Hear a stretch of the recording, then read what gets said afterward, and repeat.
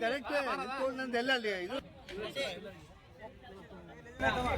ದುರ್ಗಮ್ಮ ತಾಯಿ ಆಗದ ಬಳ್ಳಾರಿ ದೇವಸ್ಥಾನದಲ್ಲಿ ನಾವೆಲ್ಲರೂ ರಿಜ್ವಾನ್ ಅರ್ಷದ್ ಅವರು ಶಿವಾಜಿನಗರ MLA ಆಗಿರ್ತಕ್ಕಂಥ ಎಲ್ಲರ ಯುವ ನಾಯಕರಾಗಿರ್ತಕ್ಕಂಥ ಅವರು ವೇಷಕ್ಕೋಸ್ಕರ 101 ತೆಂಗಿನಕಾಯಿಯನ್ನು ಹೊಡೆದು ವಿಶೇಷ ಪ್ರಾರ್ಥನೆ ಮಾಡಿದ್ದಾರೆ. ನಮ್ಮ DK ಶಿವಕುಮಾರ್ ಮುಖ್ಯಮಂತ್ರಿ ಆಗಿರ್ತಕ್ಕಂಥ ಅವರು ಯಾವಾಗಲೂ ಹೇಳ್ತಿರ್ತಾರೆ, ಪ್ರಾರ್ಥನೆ ಯಾವತ್ತೂ ವಿಫಲ ಆಗಲ್ಲ, ಪ್ರಯತ್ನ ವಿಫಲ ಆದರೆ ಪ್ರಾರ್ಥನೆ ವಿಫಲ ಆಗಲ್ಲ ಅಂತ ಹೇಳ್ತಾರೆ. ನಾವು ಅದೇ ರೀತಿಯಲ್ಲಿ ಇವತ್ತು ಯುವ ಕೋಟ ಅಲ್ಲ ಅಥವಾ ಒಬ್ಬ ಯುವ ಧ್ವನಿ ಆಗಿ ನಮ್ಮೆಲ್ಲರ ಪರವಾಗಿ ಮಾತಾಡಲಿಕ್ಕೆ ಮಾನ್ಯ ರಿಜ್ವಾನ್ ಅರ್ಷದ್ ಅವರಿಗೆ ಒಂದು ಅವಕಾಶ ಕೊಟ್ಟು ಕ್ಯಾಬಿನೆಟಲ್ಲಿ ಸೇರಿಸ್ಕೋಬೇಕು ಅಂತ ಈ ಮೂಲಕ ಆ ತಾಯಿ ಹತ್ರ ಬೇಡ್ಕೊಂಡಿದ್ದು ನಿಮ್ಮ ಮೂಲಕ ವಿನಂತಿಯನ್ನು ಮಾಡ್ಕೊತೀವಿ ಪಾರ್ಟಿ ಹೈಕಮಾಂಡ್. ಇದೆ ಸರ್, ಅವ್ರಿಗೆ ಡಿಮ್ಯಾಂಡ್ ಇದೆ, ಬಟ್ ಎಲ್ಲರಿಗೂ ಅವಕಾಶ ಬರಬೇಕಲ್ಲ ಸರ್. ಪಕ್ಷದಲ್ಲಿ ಎಲ್ಲರಿಗೂ ಈಗ ಸಿದ್ದರಾಮಯ್ಯ ಅವರು ಬಿಟ್ಕೊಟ್ಟಿದ್ದು ಯಾಕೆ ಎಲ್ಲರಿಗೂ ಅವಕಾಶ ಬರಬೇಕು ಅಂತಲೇ ಬಿಟ್ಕೊಟ್ಟಿದ್ದಾರೆ.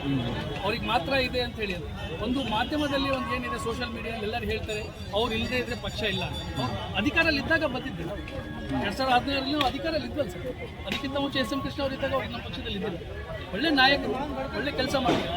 ಈಗಲೂ ನಿಮ್ಮ ಮೂಲಕ ನಾನು ಭಾವಿಸಿದ್ದೇನೆ ಏನಂದರೆ ಅವ್ರು ನಮ್ಮದು ಬಂದು ಇಲ್ಲಿ ಪಕ್ಷ ಸಂಘಟನೆ ಮಾಡ್ತಾರೆ ಅಂತ ಹೇಳಿ ಈಗ ಪಕ್ಷನ ಸಂಘಟನೆ ಮಾಡಿ 2028 ಮತ್ತೆ ಅಧಿಕಾರಕ್ಕೆ ತರಬೇಕು, ಅಧಿಕಾರ ಚುಕ್ಕಾಣಿ ಹಿಡಿಬೇಕು ಅಂತೇಳಿ ಅವ್ರು ಆ ಪ್ರಯತ್ನ ಮಾಡ್ತಾರೆ ಅಂತ ಹೇಳಿ ನಾನು ಅಂದ್ಕೊಂಡಿದ್ದೀನಿ. ನಿಮ್ಮ ಮೂಲಕ ವಿನಂತಿ ಕೂಡ ಮಾಡ್ಕೊಳ್ತೀನಿ.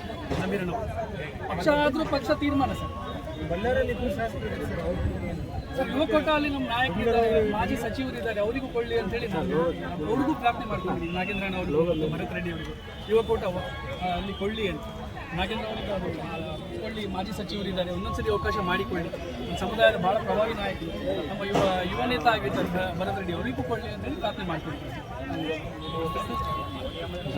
ನನ್ನ ಹೆಸರು ಫರ್ಹಾನ್ ಅಹಮದ್ ಅಂತ, ಕಾಂಗ್ರೆಸ್ ಕಾರ್ಯಕರ್ತ.